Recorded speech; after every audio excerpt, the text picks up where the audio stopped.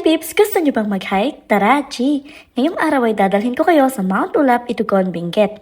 11 p.m. kami umalis from SM MOA and around 3 a.m. nag-stopover kami para kumain dito sa Liza's Restaurant sa Son, Pangasinan. The best yung arroz caldo nila dito at marami din silang iba't ibang klase ng ulam na tinda. Maliban dyan, meron din silang delicacy tulad ng chicharon at butchiron. Pagkatapos kumain ay bumiyahin na kami and 6 a.m. ay nakarating na kami sa Ampukaw Elementary School. Dito kami nagbayad para sa registration at inorient na rin kami ng aming tour guide na si Kuya Joe. Ilang minuto lang ay pumunta na kami sa Ampukay Barangay Hall at nagsimula na kaming mag-hike. Masasabi ko nga na the best time to hike Mount Ulap is during first and last quarter of the year. Hindi ganun kalamig ang weather at sakto lang din ang init.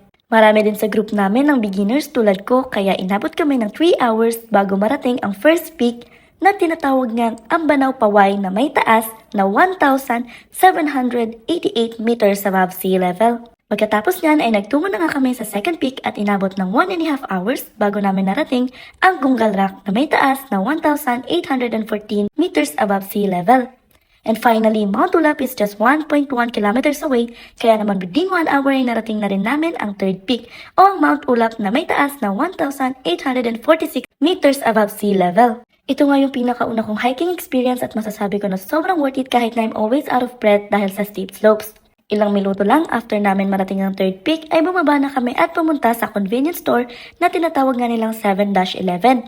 Meron ditong noodles, soda, water at meron ding mga souvenirs tulad ng bag tags, ref magnets na may iba't ibang design at t-shirts.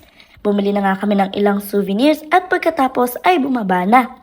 And finally, after almost 2 hours ay narating na namin ang exit point na located sa Barangay Santa Fe, Itugon, Benguet.